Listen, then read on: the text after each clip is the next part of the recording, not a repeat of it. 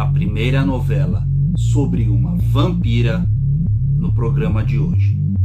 Carmila, a Vampira de Karstein, escrita em 1872, na resenha de hoje no Contos Sombrios, logo depois da nossa vinheta.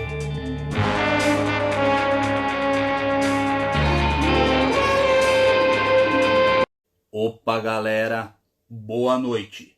Bem-vindos a mais um Contos Sombrios.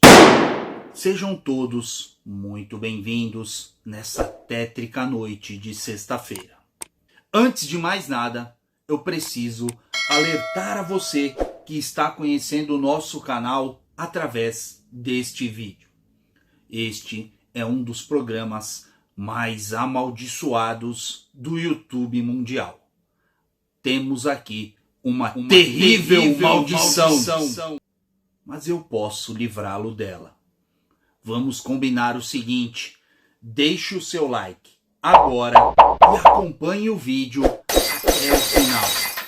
Lá na frente nós voltamos a conversar e, dependendo do meu estado de espírito, eu posso até liberar você desta maldição. Combinado? Bom, hoje vamos conversar sobre Carmila, a Vampira de Karstein, nessa edição da editora Pandorga de 2021. Uma edição muito bacana, capa dura e que, além da novela Carmila, conta também com o conto O Vampiro. Vamos conversar um pouquinho sobre essa edição e eu vou fazer uma breve resenha para vocês. Antes disso, eu só preciso lembrar a todos que eu tenho uma parceria com a Amazon e é muito importante para mim aqui no canal. É através dela que eu consigo manter o ritmo de 6 vídeos semanais e algumas inovações aqui para manter o nosso canal no ar. Então, sempre que você for comprar qualquer coisa na Amazon, eu digo qualquer coisa mesmo, desde um chiclete até uma Smart TV 65 polegadas, faça essa compra através do nosso link aqui. Para você não muda nada, você não é onerado em nenhum centavo. A diferença é que a Amazon me paga um percentual aí pela divulgação dos links. Então, poxa vida, me ajuda aí, é uma forma muito fácil de você me ajudar.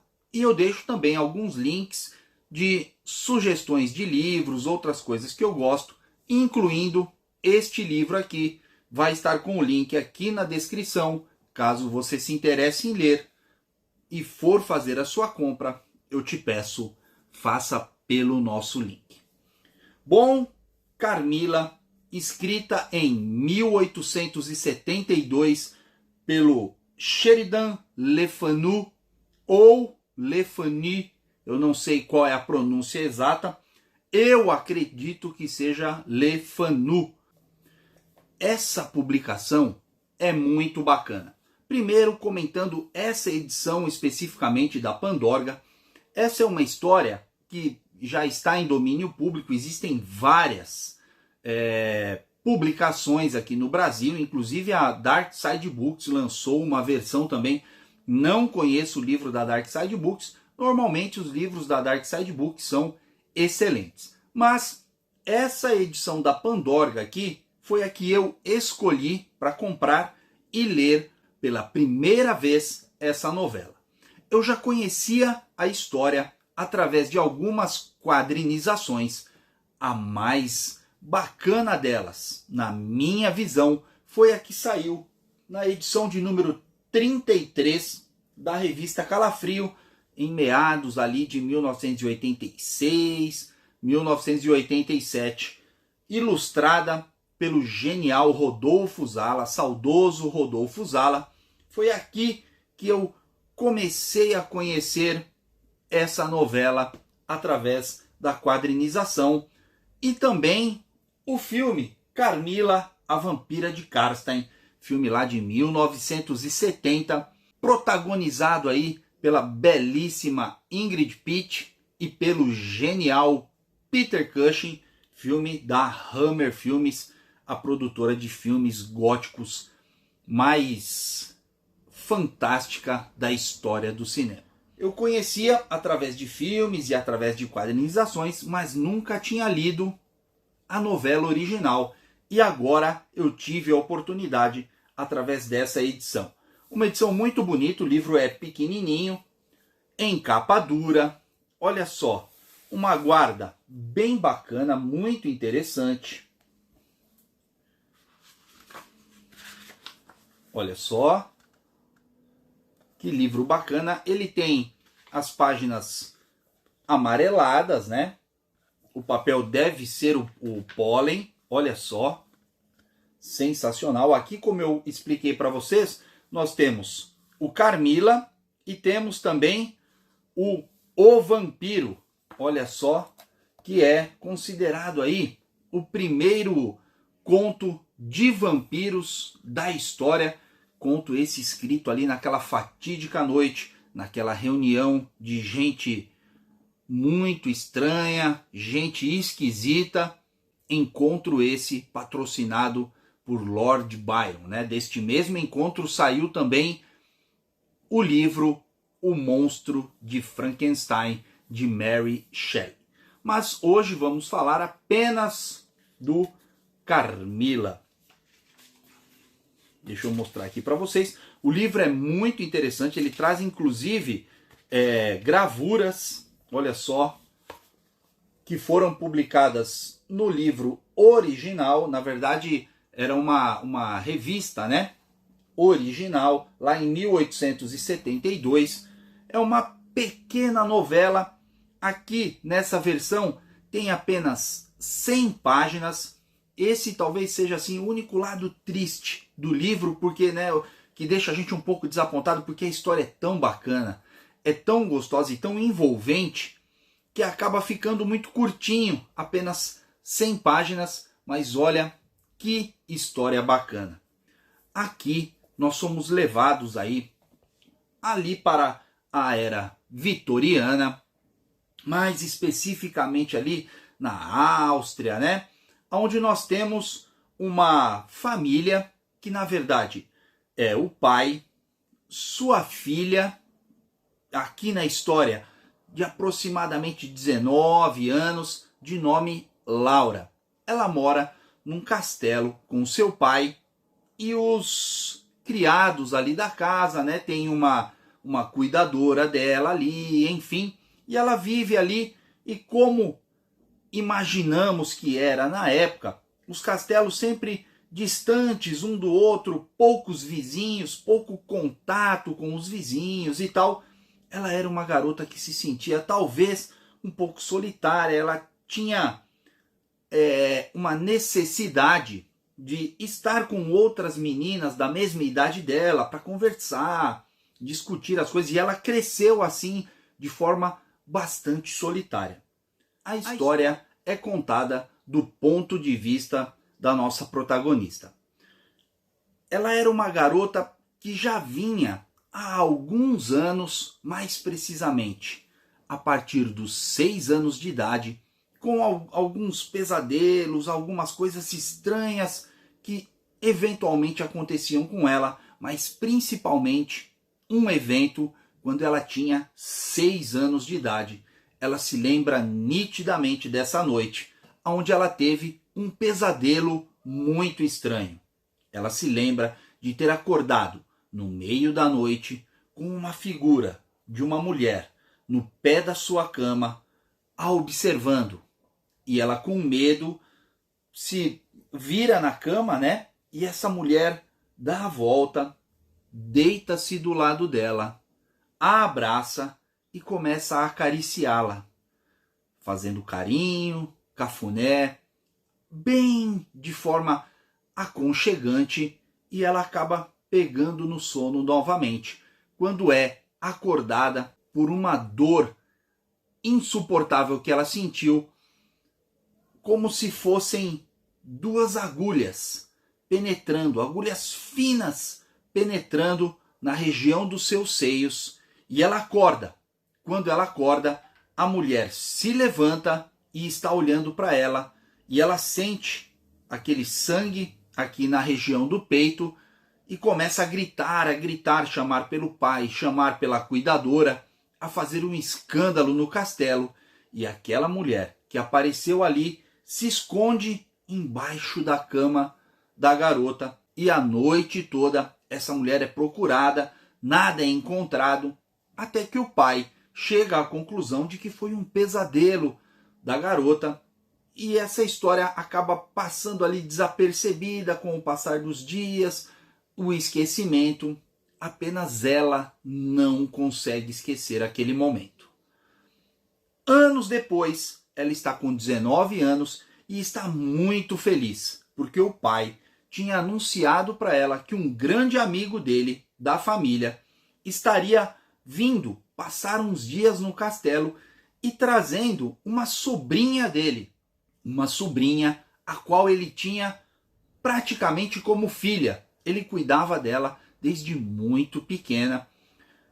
E Laura então ficou assim muito contente pelo fato de poder ter alguém ali da mesma idade para conversar sobre as coisas e tal. Estava eufórica com essa notícia.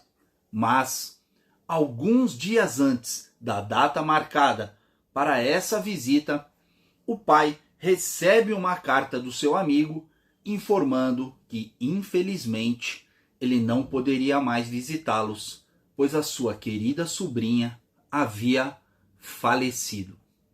Exatamente. E o que é pior, falecido nas suspeitas do tio, não por doenças de causas naturais, mas por algum motivo sobrenatural, a qual ele iria descobrir o que aconteceu. Com isso, Laura fica então muito chateada e pesarosa pela perda da amiga e da oportunidade de conhecer essa amiga, de conversar com essa amiga, de fazer ali uma amizade. Alguns dias depois, o pai resolve então sair para passear com Laura, e ali nos arredores do castelo eles se deparam com uma carruagem correndo em disparados, cavalos desesperados correndo, dois outros cavalos com homens nas laterais assim dessa carruagem, e bem próximo ali a eles, essa carruagem vira. Ela estava correndo tanto, tão rápida, que bate em alguma coisa, vira e cai. E eles vão ali então socorrer, ver o que aconteceu e tal. E de dentro dessa carruagem sai uma bela mulher, linda, linda mesmo, toda vestida de preto e tal. E ela retira de dentro da carruagem uma garota, aproximadamente da mesma idade de Laura. Traz ela para fora, ela está meio inconsciente ali por causa do acidente e tal, e acaba se tornando ali uma situação bem estranha, uma situação bem diferente, todos preocupados ali para atender a moça, enfim.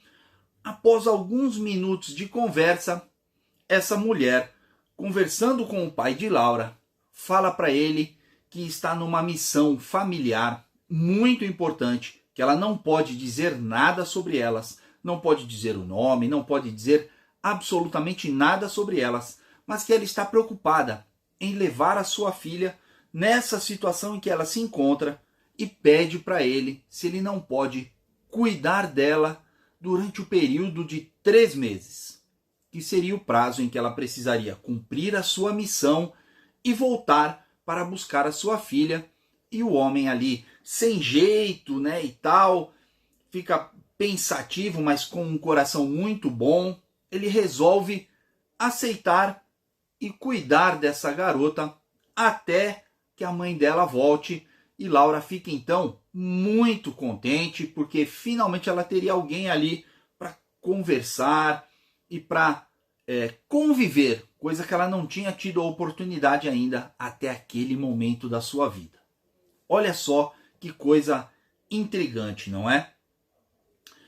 Com o passar dos dias, a amizade entre essa jovem que chegou e Laura vai cada vez ficando mais forte, principalmente por parte da garota que chega, que apesar do posicionamento da mãe dela, proibindo a ela que contasse qualquer coisa sobre a família, sobre qual a missão da mãe, ela não fala nada sobre isso, mas fala o seu nome, Carmila.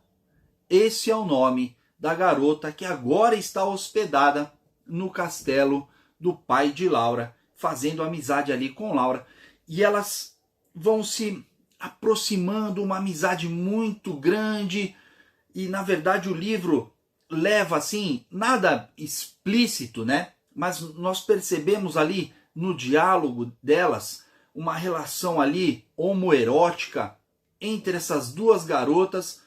E pelo menos a Laura, nós temos certeza que não tinha tido nunca nenhum tipo de experiência nesse sentido. Nós percebemos que ela sente ali, ao mesmo tempo que ela sente algum sentimento de repulsa, ela sente muita atração também por essa garota. E a garota é linda, a garota é simpática, a garota conversa, tem a saúde um pouco debilitada, então requer ali alguns cuidados, alguns carinhos, e Laura se dedica muito a ela.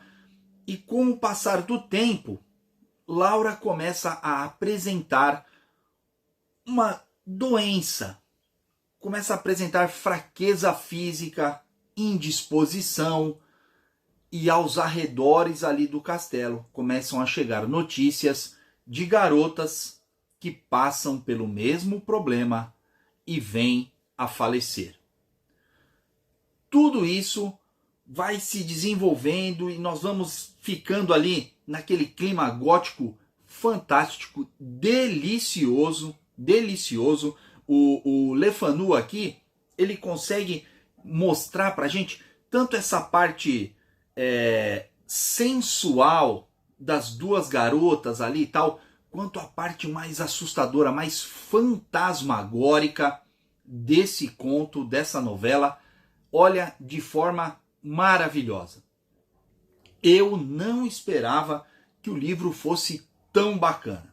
Não vou fazer nenhuma comparação entre o livro, entre quadrinizações e filme, porque eu entendo que cada mídia é uma mídia e é impossível uma ser exatamente igual à outra.